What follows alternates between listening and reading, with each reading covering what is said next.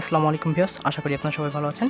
তো বরাবর মতো আবারও হাজির হলাম আপনাদের মাঝে নতুন আরও একটি ভিডিও নিয়ে। তো আজ আমরা একটি 12 ভোল্টের চার্জার তৈরি করে দেখাবো। তো অনেকে বাসায় এরকম ধরনের ব্যাটারি পাওয়া যায়, অর্থাৎ এরকম ধরনের ব্যাটারি আছে যেমন 12 ভোল্টের ব্যাটারি। তো সেগুলো আপনারা বাসায় পড়ে থাকে, সেগুলো আপনারা চার্জ দিতে পারেন না। তো সেই ধরনের চার্জার আজকে আমি তৈরি করে দেখাবো। বাজার থেকে কিনতে গেলে অনেক খরচ হয়ে যায়। তো আমি একটি লো বাজেটের ভিতরে একটি চার্জার তৈরি করে দেখাবো খুবই সহজে। এটা আপনারা বাড়িতে বসেই খুব সহজে করতে পারবেন, তৈরি করতে পারবেন। তো ভিডিওর শুরুতে একটি কথা বলে রাখি, আপনারা যারা এখন আমার চ্যানেলটিকে সাবস্ক্রাইব করেন তারা অবশ্যই চ্যানেলটিকে সাবস্ক্রাইব করবেন এবং ভিডিওটি শেয়ার করে দেবেন বন্ধুদের মাঝে, তাহলে আপনার বন্ধুরাও শিখতে পারবে বিষয়টা। তো আরেকটি কথা বলে রাখি, আপনারা ভিডিওর কমেন্টসে জানাবেন আপনাদের সমস্যাগুলো, অর্থাৎ আপনাদের টেকনিক্যাল সমস্যাগুলো। কারণ আপনারা যদি না জানান তাহলে আমি বুঝবো কী করে যে আপনাদের কী কী সমস্যা হতে পারে। তো আমি কিছু সম্ভাব্য সমস্যাগুলোর সমাধান আমার ভিডিওর মধ্যে করে থাকি। তো আপনারা অবশ্যই কমেন্টসের মাধ্যমে জানাবেন আপনাদের সমস্যাগুলো, অর্থাৎ যে কোনো টেকনিক্যাল সমস্যা হলে আমাকে জানাতে পারেন, আমি সমাধান করার চেষ্টা করবো ইনশাল্লাহ। তো অবশ্যই কমেন্ট বক্সে জানাবেন। তো চলুন আর দেরি না করে আমাদের ভিডিওতে চলে যাই। তো দেখতে পাচ্ছেন বন্ধুরা, এখানে 12 একটি ট্রান্সফরমার নিয়েছি আমি এখানে। তো আপনারা এটা বাজারে খুব সহজে পেয়ে যাবেন। তো দেন আমরা এটা কানেকশন করব। তো আমাদের কি প্রয়োজন হবে তো সেটা আমরা এখন দেখে নেব। তো আমাদের একটা ট্রান্সফরমার প্রয়োজন হবে এবং দুটো ডায়োড প্রয়োজন হবে। তো ডায়োডের মান হচ্ছে N5399। তো দুটো ডায়োডের পর আমরা এখানে নিয়ে নেব একটা ক্যাপাসিটর। তো ক্যাপাসিটরের মান হচ্ছে এখানে আপনারা 25 ভোল্টের দেখতে পাচ্ছেন, এখানে 25 ভোল্ট 2200 ইউএফের ক্যাপাসিটর নিয়ে নেবেন। তো এর কম নেবেন না, বেশি নেওয়াই ভালো, কারণ 25 ভোল্টের কম নিলে সমস্যা হতে পারে। তো আপনারা 25 ভোল্ট 2200 ইউএফের ক্যাপাসিটর নিয়ে নেবেন। আর অবশ্যই ভিডিওটি সম্পূর্ণ দেখবেন, স্কিপ করে দেখবেন না, নাহলে সমস্যা হতে পারে। কারণ ক্যাপাসিটর লাগানোর সময় খুবই সাবধানতার সাথে লাগাতে হয়। তো চলুন আমরা কানেকশন করে ফেলি। তো এগুলোই লাগবে আমাদের। আর একটি এসি ইনপুটের জন্য কট লাগবে, তো সেটা আমরা পরে কানেকশন করব। তো আমরা এখন এটা কানেকশন করে নিই। তো আমরা জানি এখানে ট্রান্সফরমারের দুটো সাইড থাকে, একটা আছে প্রাইমারি, একটা সেকেন্ডারি। তো আমাদের এখানে এসি লাইন ইনপুট দিতে হয়, দুটো লাইন যেখানে আছে, দুটো তার যেখানে আছে সেখানে এসি লাইন ইনপুট দিতে হয়। আর যেদিকে আছে 3টা তার, তো সেদিকে আমরা ডিসি লাইন তৈরি করব। তো এখানে অবশ্য এসি লাইন তৈরি হয় এই দুটো তারে। তো আপনারা বাজার থেকে ট্রান্সফরমার কিনলে দেখতে পাবেন দুটো তার, মানে দুই সাইডে দুটো তার একই রকম কালারের। তো এরকম তার দুটো তার দেখতে পাবেন এবং দেখতে পাবেন এটা আলাদা আলাদা তার। তো আপনারা বুঝবেন যে এটা হচ্ছে 12 তো এখানে 12 ভোল্ট, এখানে 0 ভোল্ট, এখানে 12 ভোল্ট আমরা পেয়ে যাব। তো এটা হচ্ছে এসি কারেন্ট। তো আমাদের এখন ডিসি কারেন্টে রূপান্তরিত করতে হবে। তো এর জন্য আমাদের ডায়োড প্রয়োজন হবে। তো ডায়োডটা আমরা লাগাই নিব। তো ডায়োডটা লাগানোর জন্য আপনাদের বুঝতে হবে বিষয়টা। তো দেখেন এখানে ডায়োডের সাইডে সাদা সিলভার কালারের দাগ আছে। তো এটা দেখে আমরা ডায়োড বুঝতে পারি। তো সিলভার কালারের দাগ দুটো আপনারা সরাসরি সামনের দিকে রাখবেন, অর্থাৎ দুটো ডায়োডের সিলভার কালারের দাগটা এদিকে রাখবেন, এটারও এদিকে রাখবেন। তো এই যে সিলভার কালার দাগকে আমরা প্লাস বলি। তো প্লাসগুলো একসাথে রেখে আমরা এখানে সোল্ডারিং করে দেব, খুবই সুন্দর করে এখানে আমরা সোল্ডারিং করে দেব।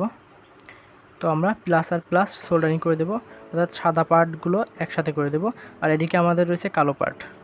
তো আমরা এখানে সুন্দর করে সোল্ডারিং করে নিই। তো আপনারা অবশ্যই সোল্ডারিং আয়রন না থাকলে আপনারা হাত দিয়েও করতে পারেন, কোনো সমস্যা নেই, জাস্ট আমাদের এখানে লাগাতে হবে। তো বন্ধুরা দেখতে পাচ্ছেন আমি এখানে সোল্ডারিং করে নিয়েছি, প্লাস পয়েন্ট দুটো একসাথে সোল্ডারিং করে নিয়েছি। তো এখন আমরা ট্রান্সফরমারটি নিয়ে নেব।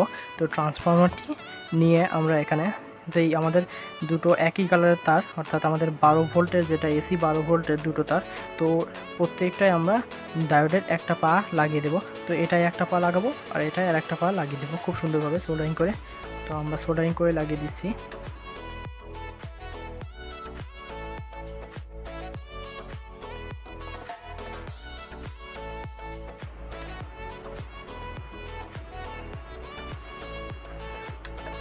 তো বন্ধুরা দেখতে পাচ্ছেন আমি এখানে ডায়োড লাগিয়ে দিয়েছি।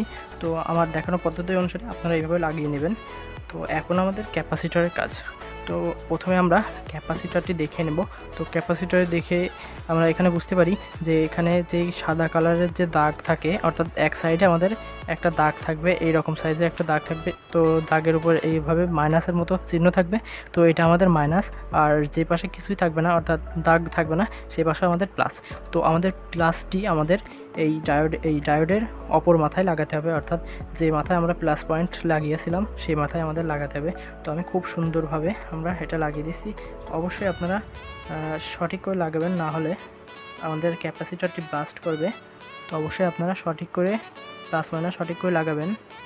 তো বন্ধুরা দেখতে পাচ্ছেন আমি এখানে ক্যাপাসিটরটি লাগিয়ে নিয়েছি। তো এখন আমরা যে আমাদের জিরো অর্থাৎ আমাদের 0 ভোল্টের যে তারটি রয়েছে, তো মাঝের তারটি, তো সেটা আমরা মাইনাসে লাগিয়ে দিব, খুব সুন্দরভাবে সোল্ডারিং করে দিব। তো আমি এখানে সোল্ডারিং করে দিই খুব সুন্দর করে।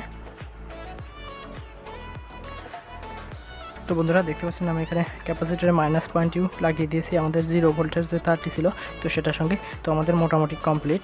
তো এখানে যদি আপনারা ইন্ডিকেটর লাগাতে চান তো আপনারা ইন্ডিকেটর লাগাতে পারেন। তো এখানে ইন্ডিকেটর লাগানোর জন্য আমি একটি এলইডি লাইট নিয়েছি, আর তার সাথে আমরা একটি 1K রেজিস্টার লাগিয়ে দিয়েছি। তো 1K রেজিস্টার লাগানোর পর আমরা এখানে কানেকশন করব।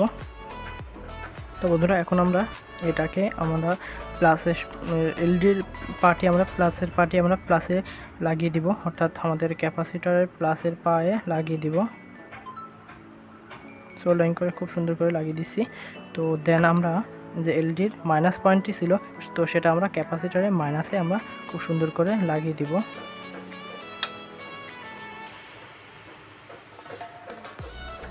তো বন্ধুরা আমাদের এলইডিটাও লাগানো কমপ্লিট হয়ে গেছে। তো এখন আমরা এখান থেকে কানেকশন নেওয়ার জন্য একটি তার নিব। তো কানেকশন নেওয়ার জন্য একটি তার নিয়ে আমরা এখান থেকে আউটপুটটা নিয়ে নেব। তো বন্ধুরা আমরা এখন এখানে একটা মাইনাস তার নিয়েছি, অর্থাৎ সাদা তার। তো সাদা তারে আমরা মাইনাসে লাগিয়ে দিব এবং লালটা আমাদের প্লাসে সুন্দরভাবে আমরা এখানে সোল্ডারিং করে লাগিয়ে দিব। তো আপনারা এটা সোল্ডারিং না করে সরাসরি হাত দিয়েও মুড়িয়ে লাগিয়ে দিতে পারেন, কোনো সমস্যা নেই, জাস্ট লাগালে হলো। তো আমরা এখন প্রায় শেষের দিকে, এখন আমরা এসি কর্ডটি লাগিয়ে নেব। তো আমাদের এসি লাইনে কোনো সমস্যা নেই, আমরা ডাইরেক্ট কর্ড লাগিয়ে দিলে আমাদের হয়ে যাবে। তো আমরা এখন কর্ড লাগাবো। তো বন্ধুরা দেখতে পাচ্ছেন এটা আমাদের এসি কর্ড। তো এসি কর্ডের আমাদের এটা হচ্ছে লাইন। তো আমরা এখন যে কোনো একটি লাগিয়ে দেব। তো এসি কর্ডে এসি লাইনে কোনো প্লাস মাইনাস হয় না, তো সেই জন্য আমরা যে কোনো একটি লাগিয়ে দিতে পারি, কোনো সমস্যা নেই, উল্টাপাল্টা হয় না। তো দ্বিতীয়টি আমরা খুব সুন্দর করে লাগিয়ে নেব। তো অবশ্যই আপনারা সেফটির সাথে কাজ করবেন আপনারা, কারণ এগুলো অনেক সময় বিপজ্জনক হয়। তো আমাদের হয়ে গেছে। এখন আমরা এখানে খুব সুন্দরভাবে টেপ লাগিয়ে নেব। তো টেপ অবশ্যই লাগিয়ে নেবেন, কারণ যেহেতু এটা এসি কারেন্ট সমস্যা হতে পারে। তো বন্ধুরা দেখতে পাচ্ছেন আমি এখানে টেপ লাগিয়ে নিয়েছি। এখন আমরা এটা কর্ড কানেকশন দিব। তো আমি এখানে এসি কর্ডের কানেকশনটা দিয়ে দিই। তো বন্ধুরা দেখতে পাচ্ছেন এখানে একটি নীল বাতি জ্বলছে, তো এটা ইন্ডিকেট করছে এখানে ভোল্ট আসছে। তো আমি যদি এখানে মাল্টিমিটার দিয়ে চেক করে দেখাই, তো দেখতে পাচ্ছেন আমরা মাল্টিমিটারে 20 ভোল্টে সেট করে নিব। তো দেন আমরা চেক করে দেখব কত ভোল্ট আসছে আমাদের এখানে। দেখেন এখানে প্রায় 19 ভোল্ট দেখাচ্ছে। তো এটা আমাদের ক্যাপাসিটরের জন্য বুস্ট করছে কারেন্ট। তো এটা অবশ্যই 12 ভোল্টের অ্যাডাপ্টার একটি। তো আপনাদের এরকম ভোল্ট দেখাবে। তো এটা আমাদের ডিসি কারেন্ট। তো এখন আমরা এটা দিয়ে চার্জ করতে পারবো আমাদের ব্যাটারিগুলো। তো আমি এখানে ব্যাটারি কানেকশনটি করি, দেখেন। তো আমরা মাইনাসে খুব সুন্দর করে লাগিয়ে দেব এবং আমাদের প্লাসে খুব সুন্দর করে লাগিয়ে দিব। তো আপনারা অবশ্যই ভালো মানের তার ইউজ করবেন, তাহলে চার্জটা ভালো উঠবে। তো এখন আমরা যদি এটা পরিমাপ করি, মাল্টিমিটার দিয়ে আমরা এখন চেক করে দেখি।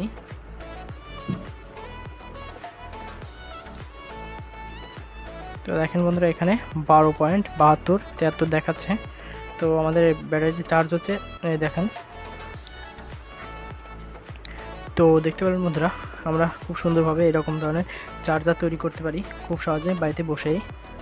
তো অবশ্যই ভিডিওটি যদি ভালো লেগে থাকে তাহলে ভিডিওটিকে লাইক দিবেন, ভিডিওটি শেয়ার করে দেবেন এবং আমার চ্যানেল নতুন হয়ে থাকলে অবশ্যই সাবস্ক্রাইব করে রাখবেন। তো আবার দেখা হবে অন্য কোনো ভিডিওতে। ততদিন ভালো থাকবেন, সুস্থ থাকবেন। আল্লাহ হাফেজ।